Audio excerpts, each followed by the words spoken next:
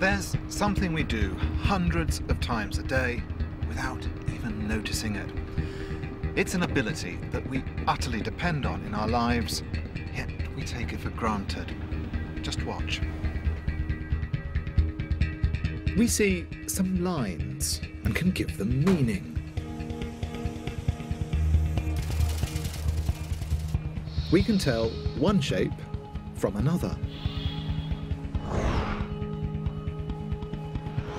And we understand that an arrangement of colours can represent something.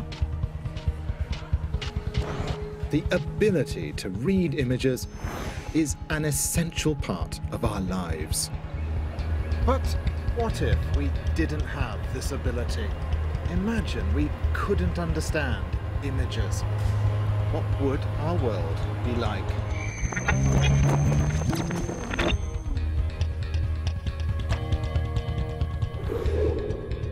Well, for a start, images would never have been invented.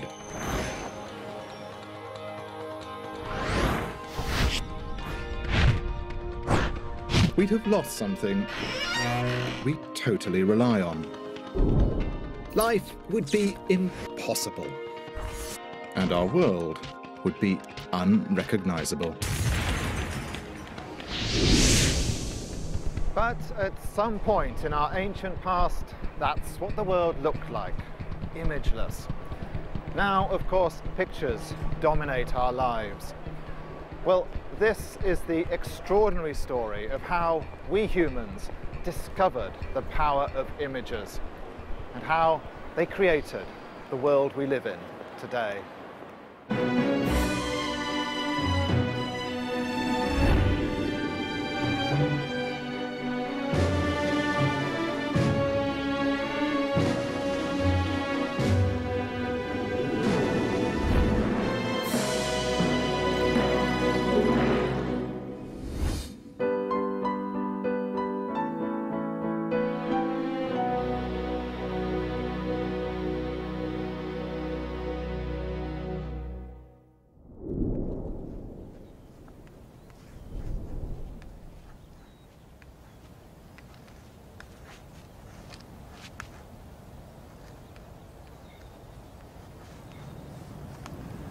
How long has it taken for you to realise that I'm drawing a horse?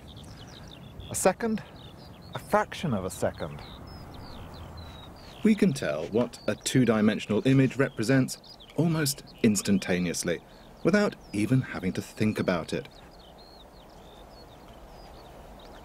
I'm not much of an artist, but even I can arrange a collection of pencil lines on a piece of paper so you see what I want you to see.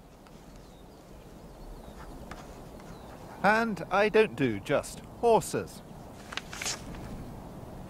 I could draw almost anything in the world, and you'd probably guess what it was. But there must have been some point in our human story when we first got this ability. Some moment in time when we began to create pictures and to understand what they meant. So what happened back then? How did we first get this ability to create images? To find the answer, we need to go way back in time.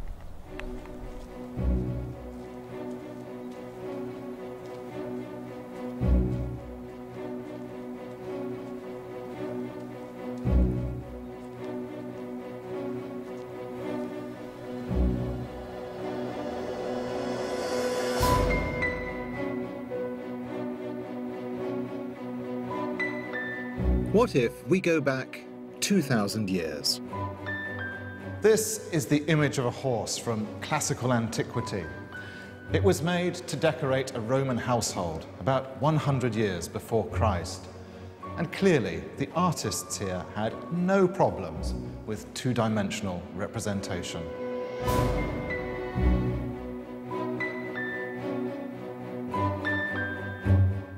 We've gone back another 1,000 years to 1200 BC. This tiny fragment comes from ancient Egypt, and the person who painted it knew perfectly well how to represent something in the world around them. We're going to have to go back much, much further. This is northern Spain, a place called Altamira. We've come here because towards the end of the 19th century, a discovery was made at Altamira that would radically alter our understanding of when the world's first images were created. This historic discovery was made by a 9-year-old girl. Her name was Maria. Maria. She was the daughter of Marcelino de Sautuola, a local Spanish nobleman who was also an amateur archaeologist. He'd become intrigued by Altamira, and in autumn 1879, Maria and her father paid the cave a visit.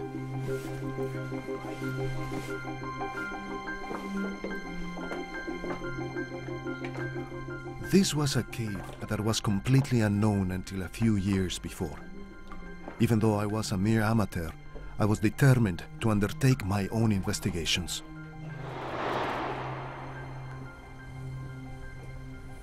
As a gentleman scholar, de Sautuola took a serious interest in finding out more about the prehistoric past.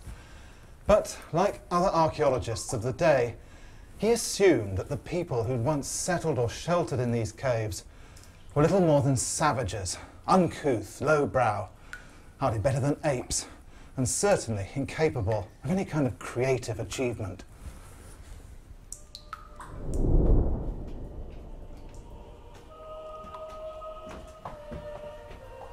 I hoped that through these investigations, we would manage to tear away the thick veil that separates us from the origins and customs of the ancient inhabitants of these mountains.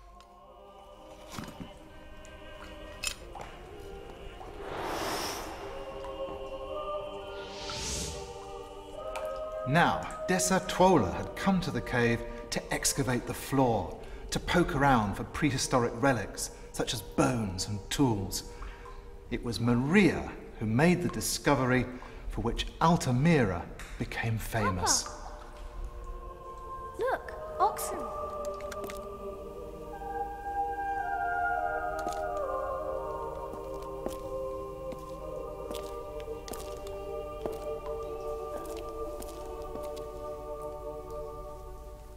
I was overcome with amazement. What I saw made me so excited I could hardly speak.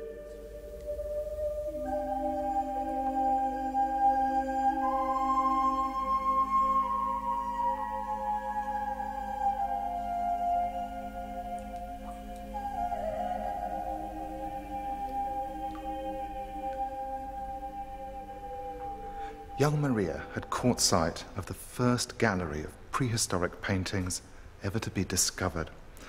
Now, many more have since come to light in caves all around the world, but these at Altamira are still considered among the most beautiful. Dominating the ceiling were dozens of paintings of aurochs, a species of ox that had long been extinct. They appeared to be standing, sleeping, and running. As soon as he saw them, de Sautuola was convinced that the images had been painted by prehistoric people. But others weren't so sure. When de Sautuola announced his discovery to the world, archaeologists immediately began to question its authenticity. The images were simply too good. It was unthinkable that they'd been created by prehistoric savages. Experts claimed that the paintings had been faked and that de Sautuola was either the victim or perpetrator of a hoax. He stood by his discovery. It's hard to believe that someone would have decided to shut himself away in the dark to paint extinct animals. There was absolutely no reason to doubt that these paintings came from an ancient period in time.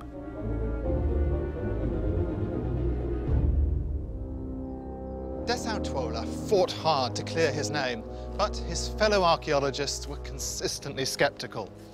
Within a few years, he died, here at his family home not far from Altamira, a disbelieved and a disillusioned man.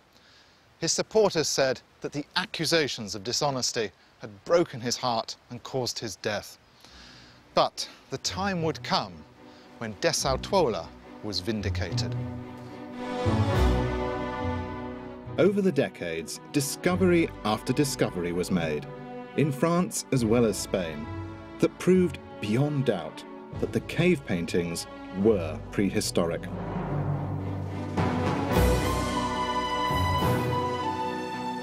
And then came an even more exciting find. In a cave called Lascaux, a gallery of pictures of breathtaking beauty.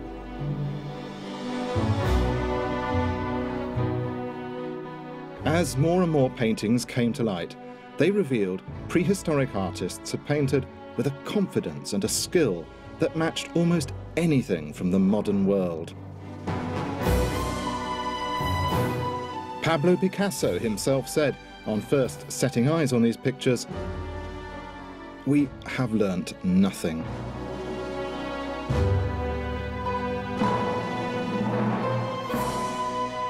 And when experts began dating these paintings, there was another surprise.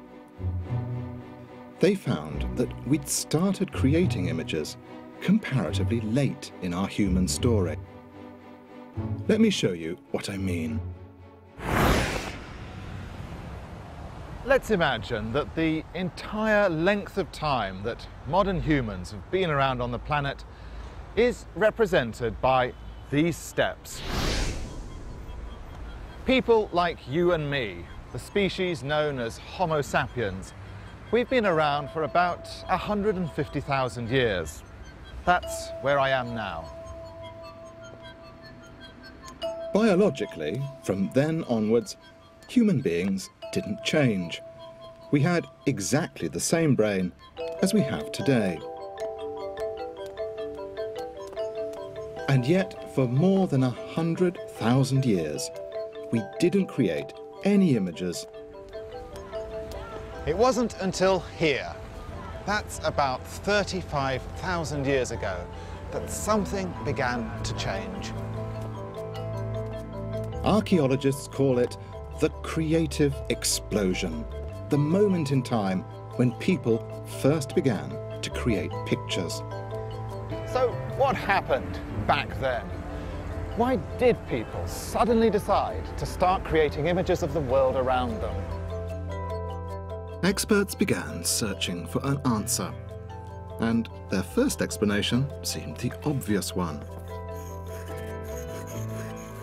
Today, one of the main reasons that we make pictures is to create representations of things in the world around us. Surely, the experts said, thousands of years ago, prehistoric humans also had painted to create representations of things around them. But as more and more cave art was discovered, it became clear that this explanation was wrong.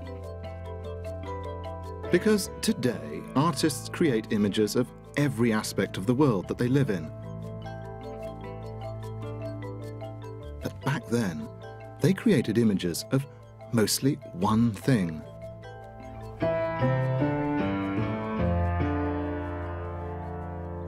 Prehistoric artists were obsessed by animals. And not just any animals, but some in particular. Like horses, bison, and reindeer. But why? What was it about these animals that so fixated the minds of our ancient ancestors? Henri Breuil was a French priest, but he was also the foremost expert on cave art for much of the 20th century. He believed, perhaps not surprisingly, that the paintings were about hunting. prehistoric artists had painted animals because they believed it would increase the chances of a successful hunt. The theory made sense. It certainly explained why only some animals had been painted. Broy seemed to have settled the question.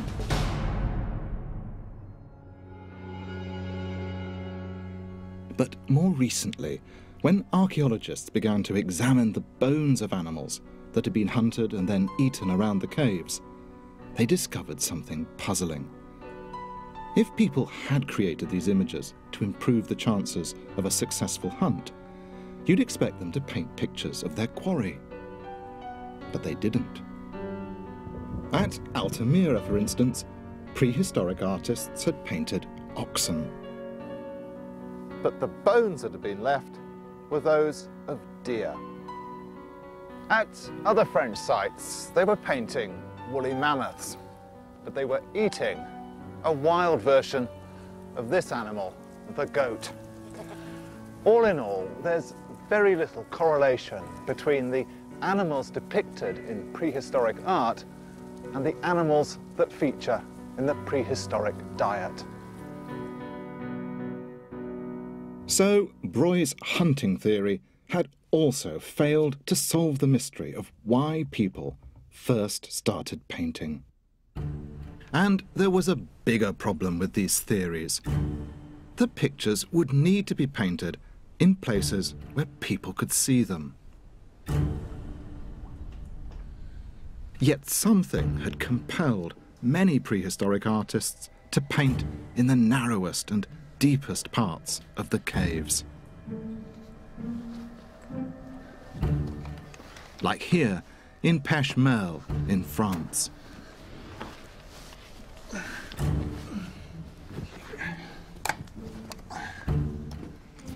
Sometimes images are found on parts of the cave that are almost inaccessible. It's hard to imagine how the artist got in to paint them, let alone imagine how anyone else got in to admire them. I mean, who would have got into a tight spot like this to decorate the ceiling? This painting isn't just difficult to reach. When you finally get here, it's even harder to understand what these artists were painting. Because, like many other cave images, it doesn't seem to represent anything at all. They're made up of dots and lines, or abstract shapes and patterns. Nothing in the natural world of the prehistoric artist would have looked like this, or this. And very often, these patterns are repeated or scattered across more recognizable images in a seemingly random way. Here, at the Peshmerl caves in France, the prehistoric artist has painted a splendid pair of horses. But look, he's covered the image with a series of spots. It really is hard to see what a pattern of spots has got to do with the world of hunting. Archaeologists realized they were as far away from understanding cave painting as they had ever been. The obvious explanations, like the paintings having been created to represent things in the world or for hunting, would never unlock the puzzle of these images. Because both of these theories missed the point. Instead of explaining why people were painting images in caves, they should have been trying to solve the mystery of how we got the amazing ability to create images in the first place. To be able to paint a picture of something, you first need to know what a picture is. And how can you know that if you've never seen one before? Henri Broy himself realized that this was at the heart of the problem. He told the curious story of a Turkish man in the 19th century who was shown a picture. It was a picture of a horse. But the man was mystified. He'd no idea what he was looking at, because never in his life had he seen a picture before. This Turkish man, it seems, was a devout Muslim. Now, at its strictest, Islam forbids images of living creatures. So here was someone, apparently, who refused to believe that you could create an image of an animal in 2 dimensions. He said he didn't recognize it was a horse because he couldn't move around it.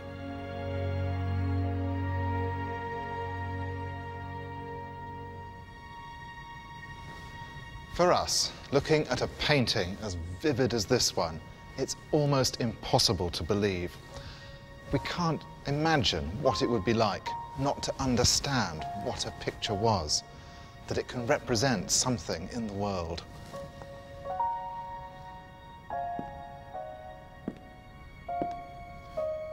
This is what it might look like for people who've never seen any pictures before. A collection of lines, colours, markings, without any meaning.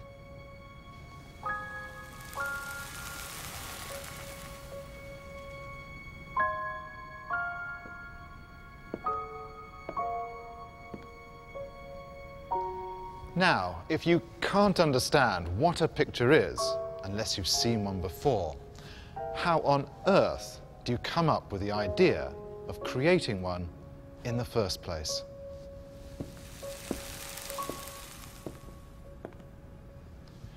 So how did our ancient ancestors come to realize that a collection of lines, dots and colors could represent something? How did the penny drop all those thousands of years ago? This is one of the great mysteries of human creativity. It's one that experts have long tried and failed to solve. But then, a few years ago, a revolutionary idea appeared. It was an idea that might solve this very problem. And it originated not in Europe, but a place thousands of miles away. It came from South Africa. Hidden among high crags of these mountains, the Drakensberg, are images on rock walls uncannily like European cave paintings.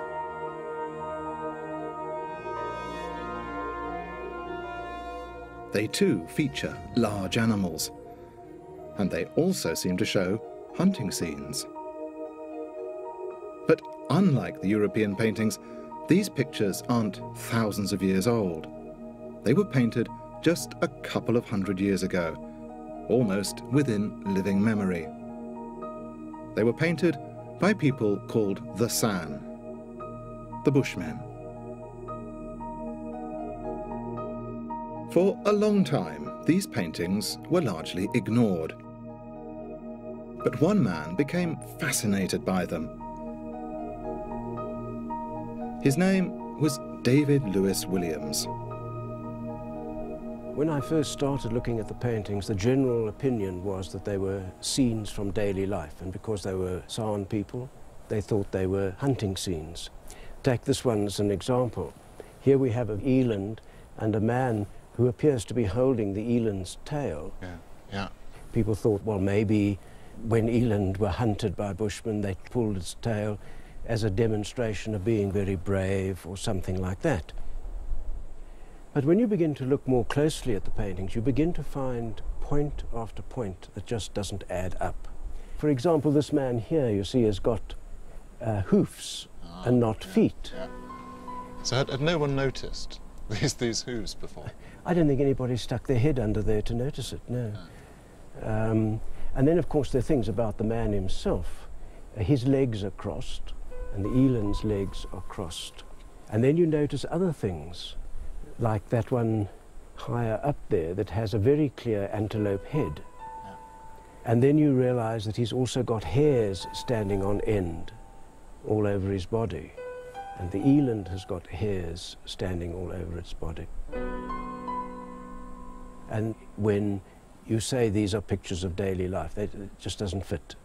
And when I began to notice all these strange points about the paintings, I thought we've got to find some way of cracking the code of what these paintings are.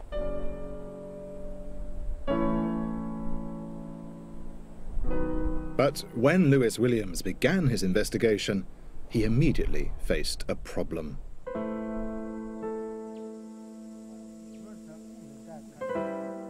Because these are the sand today.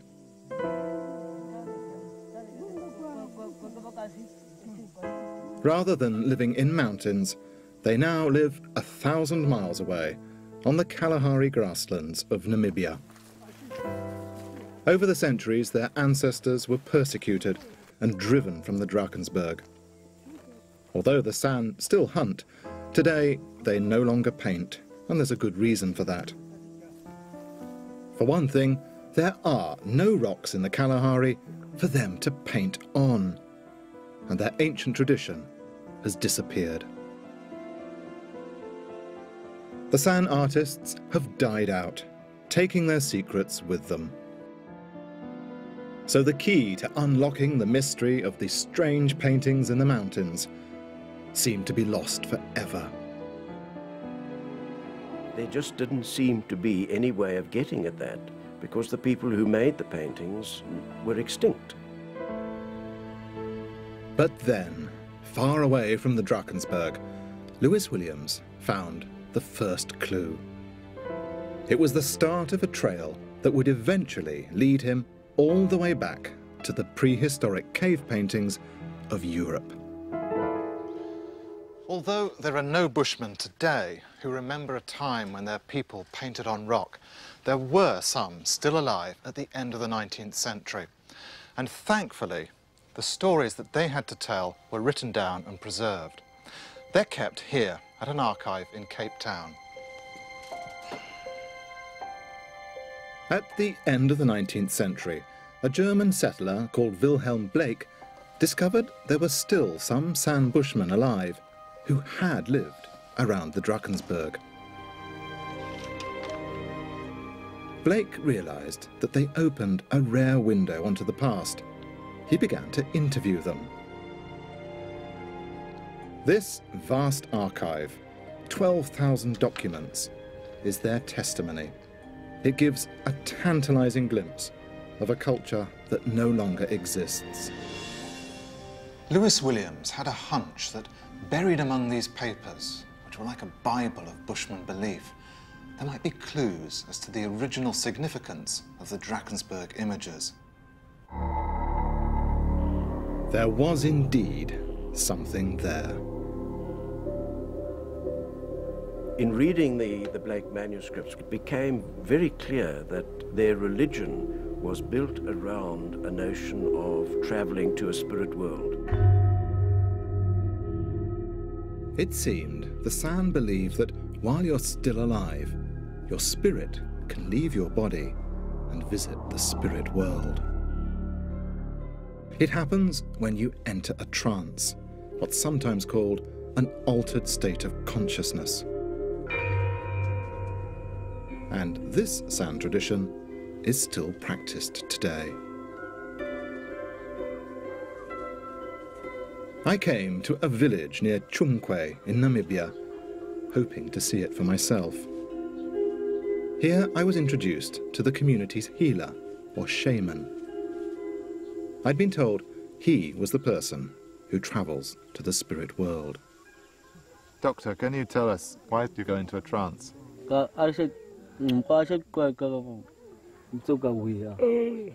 Anytime somebody's sick, I'm asked by his family if I could help them because I'm the doctor.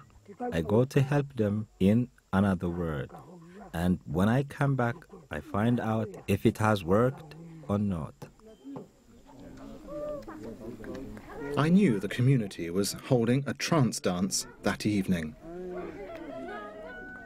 The shaman gave me his permission to stay and watch.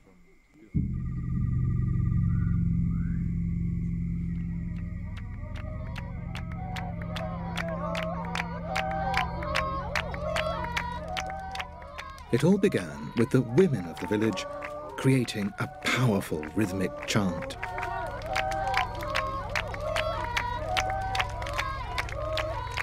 Then the dance began, and orchestrating it was the shaman himself.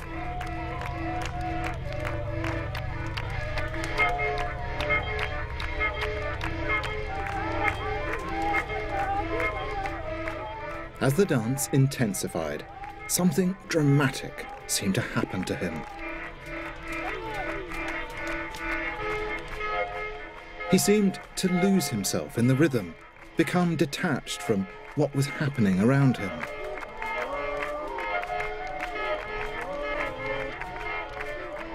He did indeed seem to be going into some kind of trance.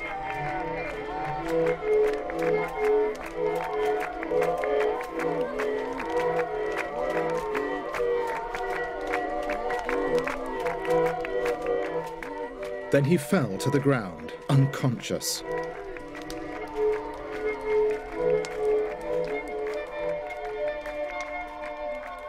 I'd been told that when the shamans enter a trance, they sometimes lose consciousness, and while in this state, they say, they die and they visit the spirit world. And from there, they say they can heal people.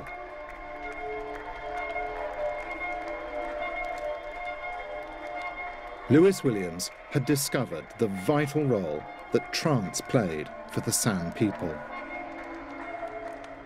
But how could this help to solve the mystery of the haunting rock paintings created by their ancestors? Having read the Blake papers and found out about an altered state of consciousness or trance on the one hand, and then knowing the rock paintings on the other hand, the real crunch is putting those two together. How do they dovetail? How do the sound beliefs explain the paintings? And that was a real puzzle that kept me in the dark for a long, long time. When the answer finally came, he realized it had been literally staring him in the face.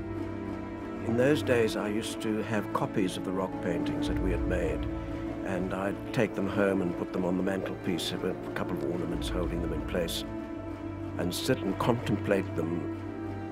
And there's one painting that was particularly important to me from one of the sites in the Drakensberg. It was a copy of the same rock painting Lewis Williams had shown me in the mountains. And then one day, looking at this particular painting, it just clicked. What was going on here? On the left-hand side of the painting, there's an eland, and it suddenly occurred to me that this eland was dying. We could tell that by the crossed legs. It was stumbling, its head was lowered, its hair was standing on end. This is what an eland does when it's dying, particularly from the poison, from a poisoned arrow. Next to it, and holding its tail, was a man, and his legs were also crossed. And he had hoofs, beautifully painted, cloven eland hoofs. And he had hair standing on end. And well, then it was obvious. He was dying, the eland was dying. And so it became clear that the paintings were not pictures of everyday life. They were about spiritual experience in trance.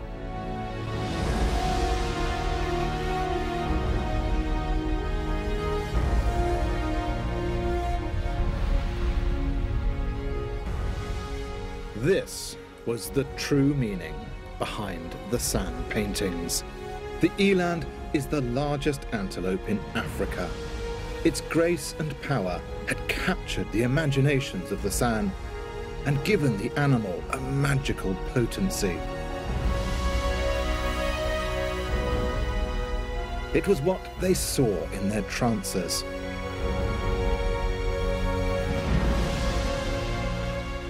The paintings that the San had made weren't about hunting. Instead, they were recreating their hallucinatory encounters with the animal by painting them onto the rock surface.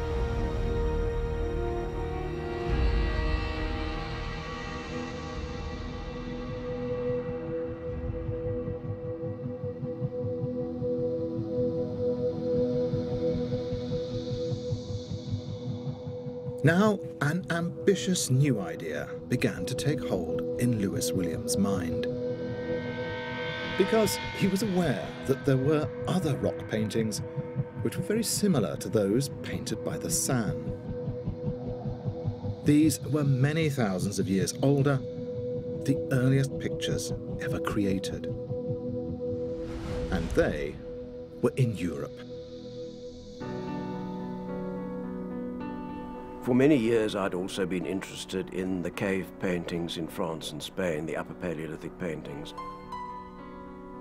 And one of the things that is very striking is the similarity between the rock paintings in Europe and the Southern African rock art.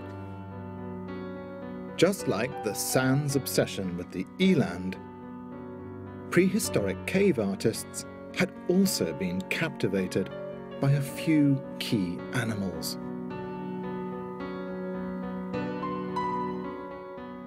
And as with the images in South Africa, European paintings seemed to graft features of animals onto the human body, to create strange new creatures. But above all, there was one inexplicable feature shared by both San and European paintings, which intrigued Lewis Williams. What we've got here is a tracing of a painting made by the San Bushmen, probably about 200 years ago. It shows a picture of an eland, with some San figures surrounding the animal. But there's also something else. The artist has scattered dots across the whole image. Ring any bells? Well, just take a look at this. It's a drawing of those two horses that we saw down in the caves of Peshmerl. And that too has got this strange patterning of spots all over it. Just 200 years ago, on rock walls in Africa, the San were creating the same abstract patterns as those painted tens of thousands of years ago in the caves in Europe. But why? What made people from completely different parts of the world and thousands of years apart come up with such strikingly similar geometric patterns? Lewis Williams began to wonder if the answer lay not so much in the art as in the brains of the people who generated it.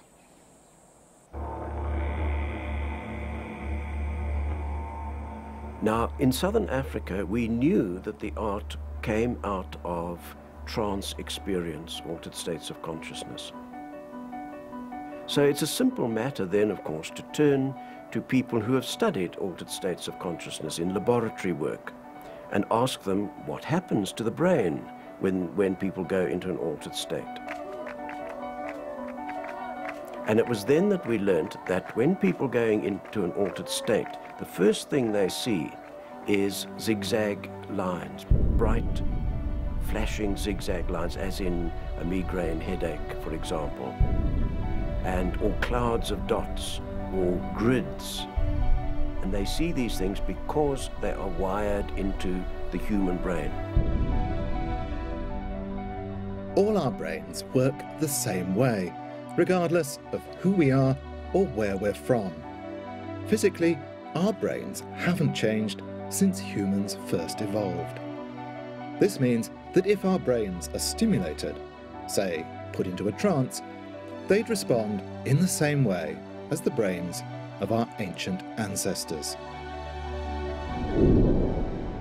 It's an intriguing explanation for the strange patterns. But could it be true? I've come to London to the Institute of Psychiatry to find out. They're going to try to induce a trance-like effect in my brain. So, Dominic, can you tell us what's inside this box of yours? Well, what we have here is an apparatus that allows me to stimulate the visual parts of your brain in a very specific way. Dr. Dominic Fitch treats people with a rare type of visual disorder. They don't have a problem with their eyes as such, but with the part of their brain that deals with vision. To investigate their condition, he's designed an unusual device. It's actually very simple. Essentially, it's a set of goggles with some high-intensity LEDs, light-emitting diodes, that is connected up to the computer, which allows me to control the number of flashes I'm presenting to you per second. So you just place them over the eyes. Yeah. You're going to beam things into my eyeballs. That's right. Now you have to keep your eyes closed because, as I said, the flashes are rather bright. Yeah. His patients had reported seeing peculiar shapes and patterns appearing before their eyes. The goggles are designed to induce these images in the brain. Is it going to hurt? It's not going to hurt. So if you have your eyes closed... Got them closed. What are you seeing now? Right, what I've got now is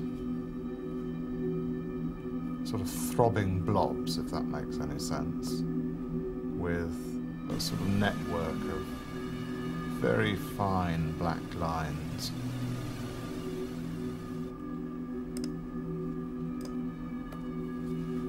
Right, okay. Very, very vivid colours. All the sort of colours of the spectrum seem to be popping up here. And behind all the colour, how can I explain it? Sort of like a fishing net, or very fine black lines linking up, like a honeycomb effect, I guess is what it's like. Now what happens when I just stimulate one eye? Ah. Electric checkboard. Sorry, chessboard. Electric chessboard, that's sort of what it like. Reminds me of a dance floor I was once on. Has it got colours in it, or is it a black and white? It's black and white, yeah. Very, very bright black and white. Dominic, this was a new experience for me. I had my eyes closed, but I was seeing things. Tell me why. There are parts of the visual brain that seem to code or represent the types of grid patterns and lattices that you've been seeing. And presumably what's happening is that the light is irritating those areas and inducing a hallucination in you. So anyone that's given this type of stimulation will have the same types of experiences. Paradoxically, you can get exactly the same phenomena when too little information gets into the visual system. Okay. And certainly many subjects, when they're blindfolded, after a time will start to see those sort of patterns as we induce in you today. Right, so if I went into a cave with no sources of light, or blindfolded myself, I might start seeing just the same sort of things as I've seen. Indeed. Yeah. Indeed. This would explain the strange patterns. Deep within the darkness of the caves, prehistoric artists experienced sensory deprivation. And this induced hallucinations of abstract shapes and patterns, which our ancient ancestors then painted.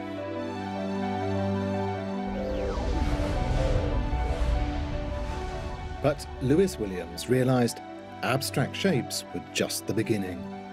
As people spent longer in trances, their hallucinations took the form of things of great emotional importance.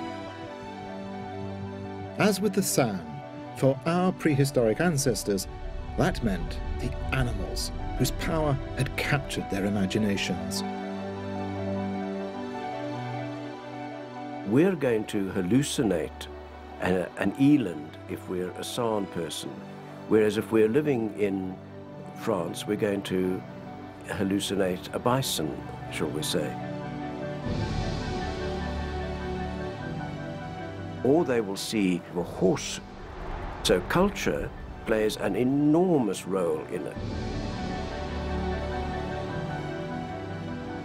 And because these images were hallucinations, they'd appear and later be remembered as two-dimensional representations, visions flattened onto the wall of the cave. People didn't one day invent making pictures. What happened was that people were familiar with the images that their brains were producing and being projected onto walls. And they wanted to nail down and make permanent those images, those visions that they saw. So they weren't making pictures of horses that they saw outside the cave. They were nailing down visions. Lewis Williams had finally found an answer to the mystery of how people who had never seen a picture before came to create two-dimensional imagery all those thousands of years ago. They weren't copying nature, but reproducing visions created inside their heads.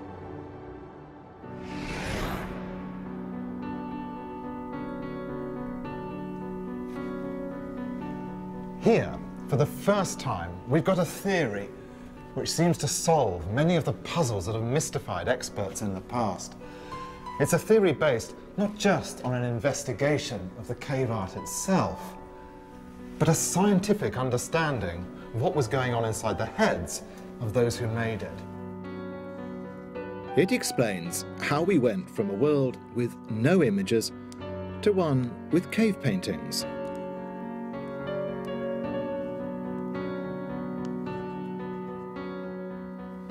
But it doesn't explain how we got from there to today, the modern world where images dominate our lives.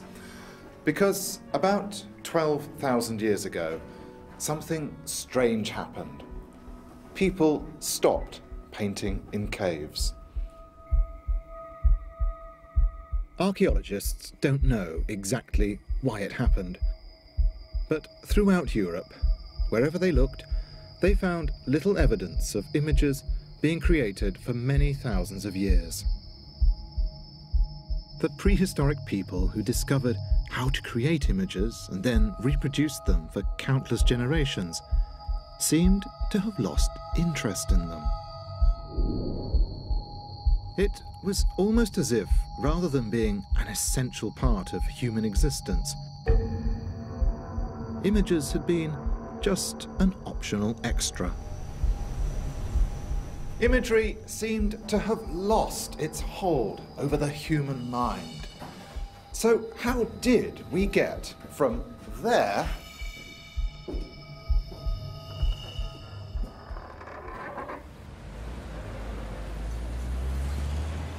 to today?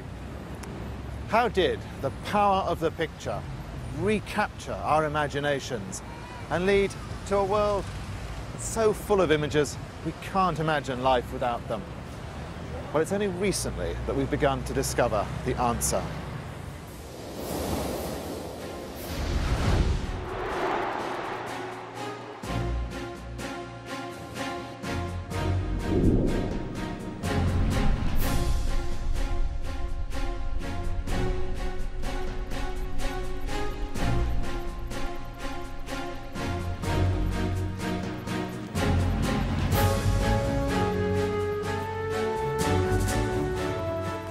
We've come to southern Turkey, to the foot of a large hill called Gobekli Tepe.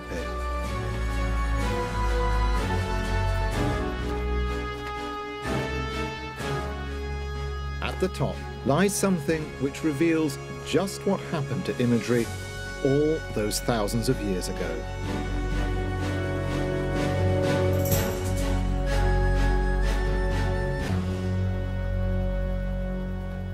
Researchers first visited Gobekli Tepe in the 1960s. What they found was a hillside that was carpeted with the remains of flint stoneworking. Little pieces like this. But then they assumed that the site itself had no special archaeological significance.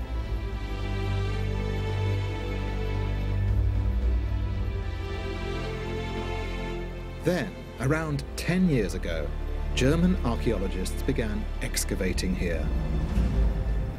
And what they found astonished them. Because under their feet were colossal structures, stone circles built from huge T-shaped megaliths.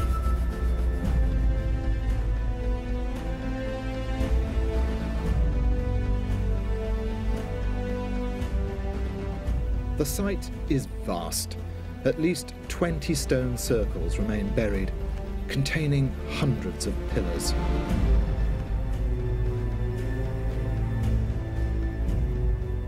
In Britain, Stonehenge was built 4,500 years ago, but this site is almost 3 times older. It dates back nearly 12,000 years, to the time when people stopped painting in caves. It is pretty obvious that Gobekli Tepe was some kind of ritual centre, a meeting place in the mountains with great religious power for the people who created it. So how does this help to explain what happened to our ability to create images? Well, the best time to see that is at night.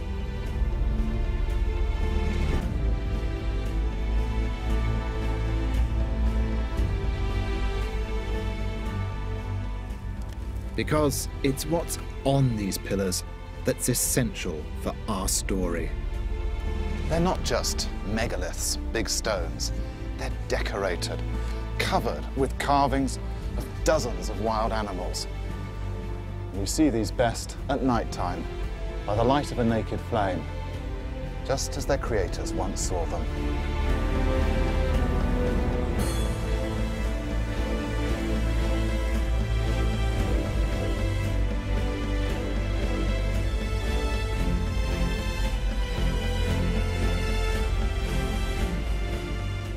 Lions,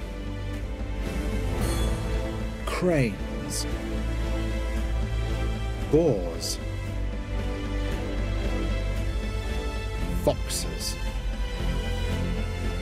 12,000 years ago, at exactly the time images were abandoned in the caves of Europe, here on a Turkish hillside, they completely gripped people's imaginations. It means images were never an optional extra.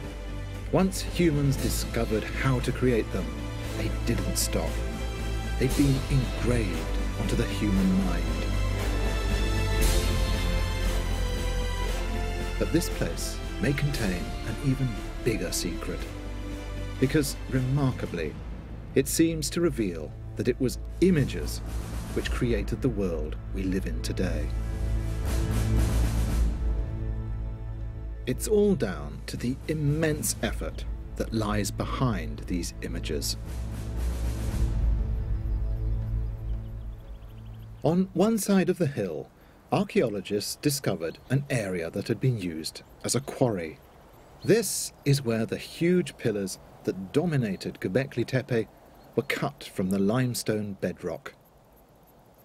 Here's a pillar that never made it. This is the oblong of the head, and here it narrows to the shaft. For some reason we'll never know, it was abandoned while still half finished in the bedrock. And here we've got the space where another pillar was successfully extracted. It really is amazing to think that these stones were cut out of the rock and carved with images using only flint tools. Metal didn't exist. And what's also remarkable is their size. Each one of them is about 20 feet long and weighs an estimated 50 tons. That means it would have taken about 500 people just to shift them up the hill. Even the hill itself is man-made. But what's so important about this huge effort is the effect it had on the society that built Gobekli Tepe. 12,000 years ago, hundreds of people travelled long distances to work and worship here. And they all had to eat. Back then, people throughout the world led the lives of hunter-gatherers, hunting wild animals, gathering wild plants. This way of life had successfully supported small groups of people since humans first evolved. Today, though, we feed large numbers of people by farming. We grow crops and keep domesticated animals. Agriculture is the cornerstone of our modern world. Archaeologists had always wondered what made us give up our hunter-gatherer existence. What caused the agricultural revolution, the greatest change in human history? Gobekli Tepe got them thinking, because it was in this area that farming first started. And it happened at the same time this place was being built. Could it have been the need to feed all the people building Gobekli Tepe and worshipping there that first compelled people to start farming? There is some convincing evidence. Scientists recently sought to discover where our modern cultivated wheat came from.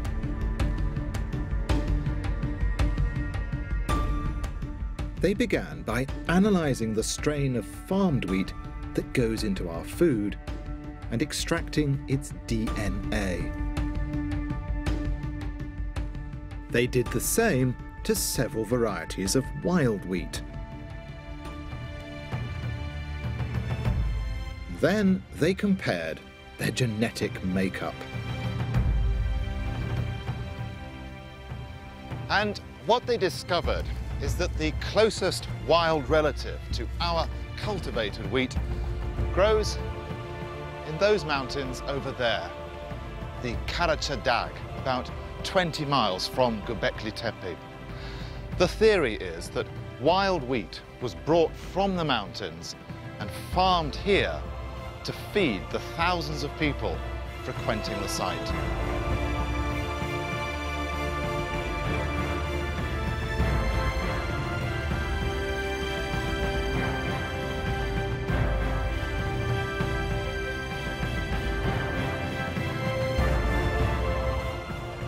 So there's the momentous conclusion that imagery had become so powerful in the minds of human beings that it brought about the greatest transformation in human history.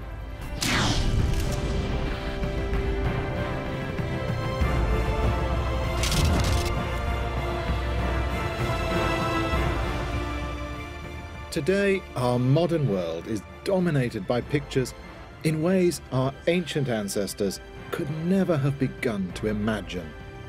What would they have made of images that move, that are beamed across the globe, and that are seen by millions?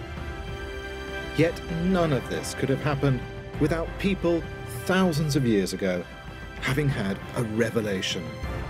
The revelation that with lines, shapes and colours they could capture the world.